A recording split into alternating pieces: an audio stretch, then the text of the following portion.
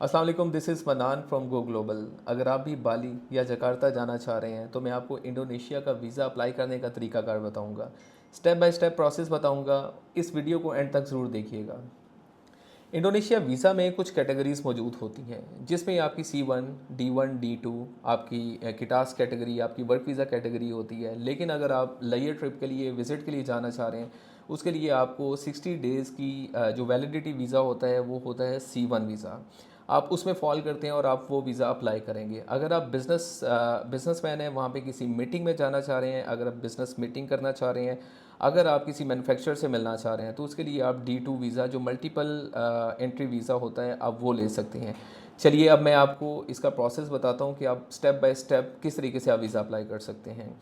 सबसे पहले आपने अपने डॉक्यूमेंट्स को प्रिपेयर करना है। अच्छा, डॉक्यूमेंट्स प्रिपरेशन में आपका वैलिड पासपोर्ट, आपकी CNIC वाइट बैकग्राउंड में आपकी पिक्चर हो, उसके बाद आपका जो पासपोर्ट का बायो पेज हो, आपकी बैंक स्टेटमेंट हो। अच्छा, स्टेटमेंट के अकॉर्डिंगली मेरे से बहुत ज़्यादा क्वेश्चंस किए जाते हैं कि आपकी कितनी बैंक स्टेटमेंट होनी चाहिए। अच्छा, बैंक स्टेटमेंट कोई भी एम्बेसी आपको वेरीफाई नहीं करती कि आपके पास बैलेंस कितना होना चाहिए, लेकिन आपके पास एक रीज़नेबल बैंक स्टेटमेंट होनी चाहिए। अच्छा, जो रिकमेंडेड बैंक स्टेटमेंट है वो 2000 USD तक होती है। अच्छा, ये लास्ट 6 मंथ्स की आपकी बैंक स्टेटमेंट हो गई। इसके बाद आपकी डिटेल ट्रैवल आइटनरी है।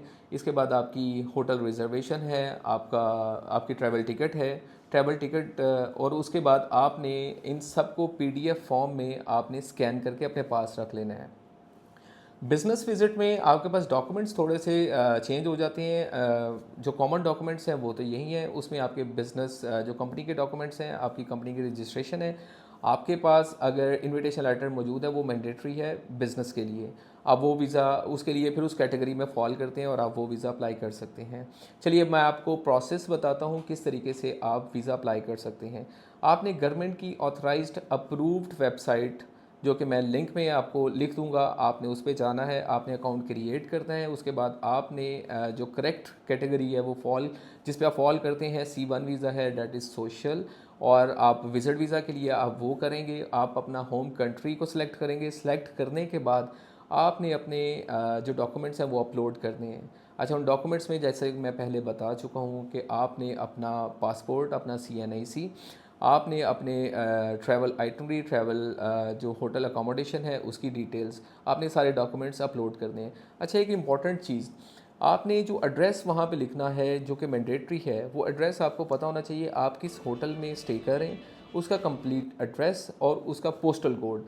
जब आप इसको मेंशन करेंगे तो ऑटोमेटिकली सारी डिटेल्स वो रिट्रीव कर लेगा, अगर आपका एड्रेस करेक्ट है तो। अच्छा, इसके बाद जो प्रोसेस है वो आपका फ़ीस का आ जाता है।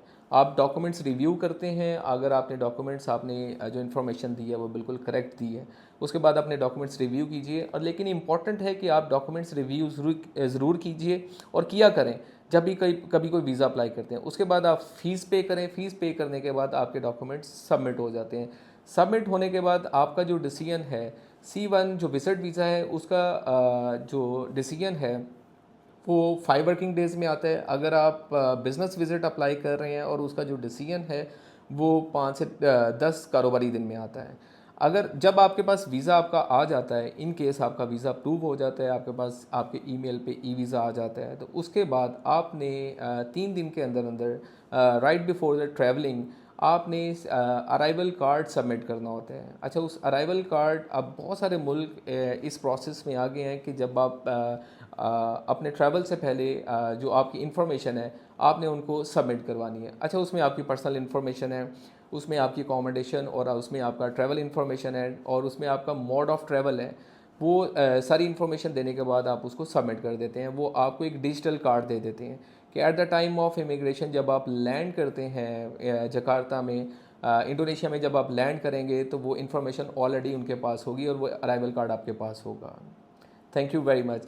इसके अलावा अगर आपकी किसी किस्म की कोई भी क्यूरी है तो आप मुझे डायरेक्ट मैसेज कर सकते हैं। आप हमारी वेबसाइट www.goglobalgbt.com पर विज़िट कर सकते हैं, या हमारे लिंक्डइन, फेसबुक या इंस्टा GoGlobal.pk के पेज पर भी विज़िट कर सकते हैं। Thank you so very much.